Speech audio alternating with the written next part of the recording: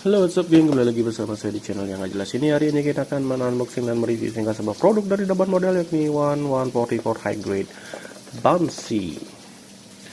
Oke, jadi inilah tampilan boxnya sesuai dengan Daban. Cuma ini boxnya rada kokoh ya menurut saya ini. Destroy model seperti inilah tampilannya. Oke, mari kita lihat isi dalam boxnya. Di sini ada 3 buah plastik yang dibalut untuk runnernya. Sabar bang. Untuk manualnya seperti ini, standar manual HG pada umumnya. Sini juga ada pose-pose. Sorry di sini cuacanya lagi hujan ya, jadi ada gemericik air hujannya. Oke, berlanjut kita polycaps. Di sini warnanya rada kuning. Kemudian di sini ada part yang rada copot, ini untuk backpack kayaknya, dan juga untuk bagian betis. Berlanjut, ini untuk apa ini? Ini juga bagian frame-nya ya, inner frame-nya, nggak terlalu inner sih. Oke, berlanjut di sini ada rifle, juga bagian betis dan juga thrusternya. Kemudian berlanjut di bagian di sini ada dada,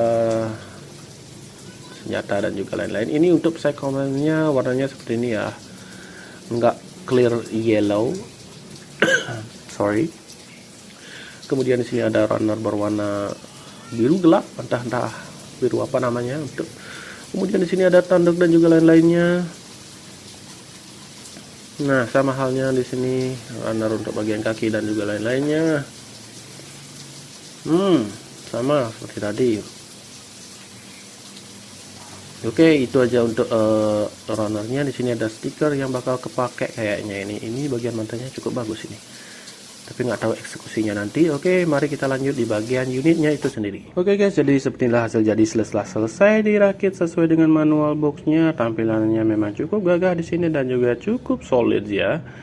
Tidak seperti HG Unicorn di sini, di bagian kepalanya yang memang rada beda sedikit, dan di bagian gininya bawah leher juga memang beda. Cuma stikernya memang rada bang di sini. Oke, terlebih lagi di stiker mata ya maksud saya. Oke, untuk unitnya sendiri cukup gagah dengan tampilan cakar dan juga canonnya. Nah, di sini juga stiker yang di sini yang cukup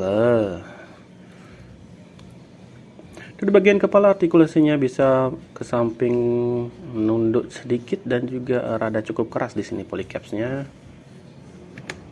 Oke, di bagian bahu sendiri di sini cukup kesat juga.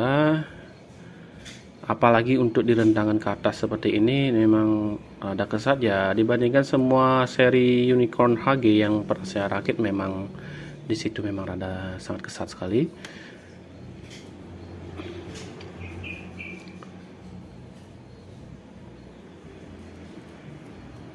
Oke, di sini cukup mudah copot juga. Kemarin saya lem, ada beberapa armor memang mudah copot, cuma tidak terlalu masalah menurut saya.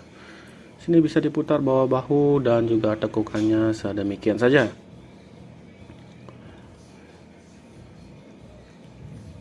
Ini untuk weaponnya sendiri bisa kalian copot sebenarnya ya, kalau mau bikin tangan normal untuk Unicorn atau versi Bouncy yang normalnya.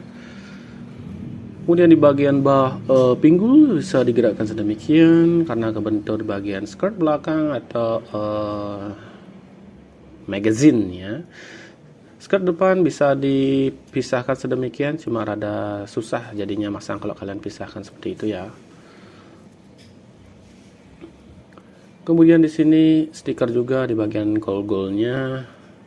Rantangan kaki ke depan, rantangan ke belakang cukup terganggu dengan skirt belakang, dan juga tekukannya di sini cukup sedemikian saja. Rentangan kaki ke samping juga lumayan rada susah ya, karena di sini masih pakai ball joint, jadi rada susah untuk rentangan ke sampingnya. Kemudian di bagian betis ini kaki, telapak kakinya seperti itu.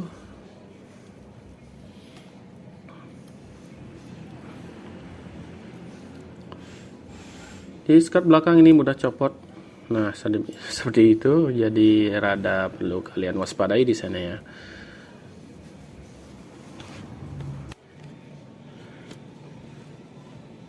Nah, oke, untuk gimmick di bagian kaki sih nggak terlalu banyak sih. Oke, kit ini dibanderol kemarin dengan harga 140.000 ya. Entah kenapa saya beli yang itu. Padahal setelah itu keluar rilisan yang box hitam dengan nomor seri berapa itu kemarin dengan harga 125 atau bisa di bawahnya itu kalau nggak salah. Jadi ini rada merasa wah, kenapa saya beli yang mahalan ya. Oke, pose-posenya sih sedikit ya seperti itu aja sih. Memang kit unicorn serian ini memang rada sedikit ya pose-posenya. Ini di bagian lutut juga mudah copot ya, perlu kalian lem juga ya. Atau berlanjut di bagian unitnya ini sendiri, sebenarnya ada beberapa part lebih yang dikasih oleh Daban ataupun Bandai itu sendiri. Kayaknya ini adalah beberapa part untuk bisa digunakan ke mode alternatifnya atau tanpa cakar dan juga bazooka itu. Ini shieldnya seperti unicorn halnya, cuma memang rada di sini yang bansi ini kenapa. Oke, untuk rifle dulu saya bahas. Rifle dapat tangan setengah menggenggamnya, kemudian ada handle-nya. Di sini juga ada colokan untuk di bagian backpack ya, bisa kalian cantolkan di sana kalau nggak dipakai ya. Cuma rada kesat di situ. Oke, ini copot.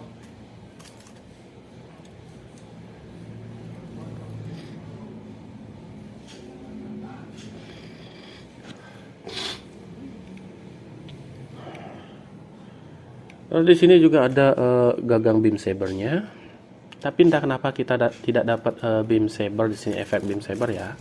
Pas nggak dikasih dicari, pas dikasih malah dibuang. Oke, di sini ada penutup tanduk untuk mode unicorn. Kemudian di sini untuk bagian tangan ke alternatif modenya. Kemudian di sini ada varian tangan juga kita dikasih setengah mengepal untuk memegang beam saber, dan juga di sini ya. Cuma tutupnya ini kepake untuk tangan terbuka ini ya. Kemudian kita dapat cantolan untuk shieldnya. Ini kalau mau dipegang di bagian lengannya.